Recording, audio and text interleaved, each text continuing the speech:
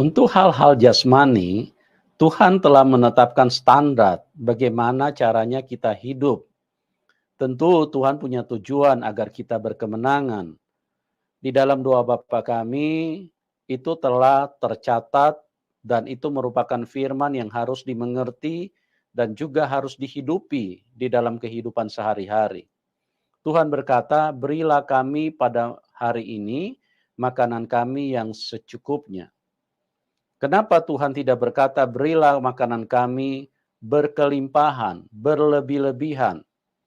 Karena Tuhan tidak mau membahayakan kita. Dan Tuhan tidak mau kita bahaya.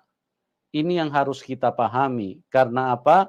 Karena kalau kita berlimpah di dalam keadaan jasmani, itu akan membuat kita menjadi sibuk dengan segala hal-hal yang tidak penting. Kalau kita berlimpah dengan hal-hal yang lahiriah, itu akan membuat perhatian kita tersita begitu banyak. Sehingga yang kekal, yang berurusan, yang berkaitan dengan Tuhan, untuk kehidupan yang akan datang, itu tidak menjadi sentral di dalam hidup kita. Karena hal-hal jasmani sangat berlimpah dan itu menarik perhatian, menarik waktu yang sangat besar di dalam hidup kita. Contohnya, kalau kita punya banyak kendaraan saja, pikiran kita akan tertarik ke situ. Kalau kita punya banyak rumah, itu akan menarik banyak waktu untuk kita mengurus, memberikan perhatian. Kalau kita punya usaha juga besar, itu juga akan menarik banyak waktu di dalam hidup kita. Jadi di dalam hal ini Tuhan itu terlalu mengasihi kita sehingga Tuhan menetapkan standar untuk mengamankan kita, untuk menolong kita, untuk membuat kita berkemenangan di dalam hidup ini. Jadi cukup itu adalah hal yang utama di dalam hal lahiriah. Bukan berkelebihan, bukan berkelimpahan. Tetapi bukan berarti Tuhan tidak akan memberikan kelimpahan atau kelebihan. Yang penting prinsip kehidupannya kita pahami dulu. Supaya kita tidak berseberangan dengan Tuhan. Jangan Tuhan sudah menetapkan standar bahwa yang penting cukup.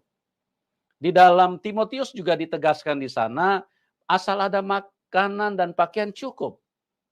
Nah, ini suatu ketegasan kembali yang kembali Tuhan nyatakan melalui firman-Nya lewat Rasul Paulus. Tetapi manusia, orang-orang yang percaya kepada Tuhan seringkali berseberangan dengan Tuhan. Karena mereka mengejar kelimpahan, kelebihan dari hal-hal jasmani. Nah, inilah yang tadi saya katakan, bukan Tuhan tidak mau memberikan kelimpahan dan kelebihan. Itu akan menyita banyak waktu. Itu akan menyita banyak perhatian. Itu akan membuat Anda sibuk dan larut dengan hal-hal duniawi. Tapi kalau itu hanya cukup, itu bukan berarti kurang. Bukan berarti Anda tidak bisa menjalani hidup ini, karena cukup. Cukup itu berarti terpenuhi. Apapun yang Anda butuhkan di situ tersedia. Apapun yang Anda ingin lakukan di situ tersedia. Kata cukup itu sudah pasti membuat Anda berhasil. Karena cukup, tidak kurang. Ya, kalau sekali lagi supaya kita paham bahwa Tuhan mengatur segala konsep hidup ini dengan standarisasi kebenaran untuk menolong supaya kita jangan akhirnya menjadi bahaya karena kita berseberangan dengan konsep hidup yang telah Tuhan atur. Ya, ini yang kita perlu sadari teman-teman. Nah, oleh sebab itu pada kesempatan ini sebagai hamba Tuhan, izinkan saya mengingatkan kita. Bersyukur. Yang penting cukup. Ya. Bukan berkeluh kesah. Bukan menggerutu.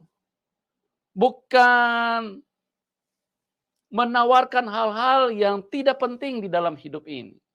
Tetapi terimalah itu bahwa cukup itu adalah sesuatu yang memang itu ketetapan Tuhan di dalam kehidupan jasmani. Ya.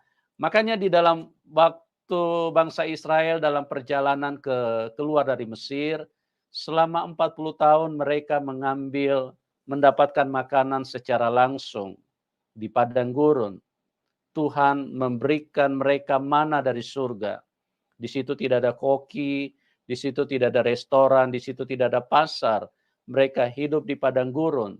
Jadi situasi yang begitu memprihatinkan, Tuhan memberikan mereka makanan. Dan ada satu peraturan yang Tuhan tetapkan, bahwa mereka hanya bisa mengumpulkan setiap hari, tidak boleh mengambil lebih. Tidak boleh mengumpulkan lebih. Karena apa? Karena Tuhan tahu, kalau mereka mengumpulkan lebih, maka perhatian mereka akan tertuju kepada hal-hal yang bersifat jasmani, yang tidak terlalu penting untuk kita menjadi fokus di dalamnya. Jadi ini prinsip kehidupan yang Tuhan nyatakan. Jadi mereka boleh mengambil untuk hari itu saja, kecuali menjelang hari Sabat. Mereka diperbolehkan untuk mengambil 2 bagian karena hari Sabat mereka tidak diizinkan untuk bekerja. Jadi di sini kita harus sadar, ini konsep kerja Tuhan loh. Jangan kita menyatakan diri kita sebagai anak Tuhan. Kita sebagai orang percaya kepada Tuhan. Kita sebagai orang yang beriman kepada Tuhan. Tapi konsep kita berbeda. Cara kita tidak sama. Kita memiliki atau kita mencoba dengan konsep yang berbeda atau melakukan hal-hal yang tidak sesuai dan tidak sama dengan yang menjadi ketetapan Tuhan di dalam Alkitab.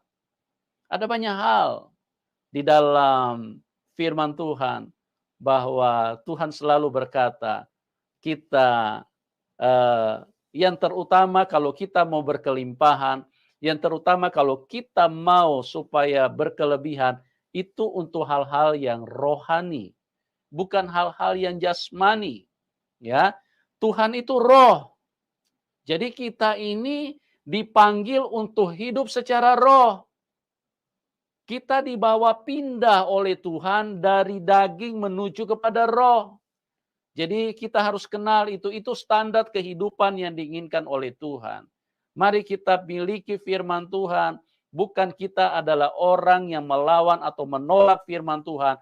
Karena mungkin ada orang Kristen berkata, oh saya tidak menolak firman Tuhan. Di rumah saya ada 10 Alkitab. Bukan begitu. Yang tertulis itu apakah hidup di dalam rohmu? Apakah hidup di dalam hatimu? Atau dia hanya tertulis di dalam Alkitab? Mau 100 biji, mau 1000 biji Alkitab di dalam rumahmu, tidak berguna. Kalau firman yang tertulis itu tidak tertulis di dalam hatimu, tidak tertulis di dalam rohmu. Itu tidak penting. Jadi ingat, asal ada makanan pakaian cukup, Tuhan berkata di dalam doa Bapa kami, berilah kami pada hari ini makanan kami yang secukupnya. Ingat, firman Tuhan dengan tegas mengatakan, yang penting cukup. Tuhan Yesus memberkati dan salam kemenangan. Amin.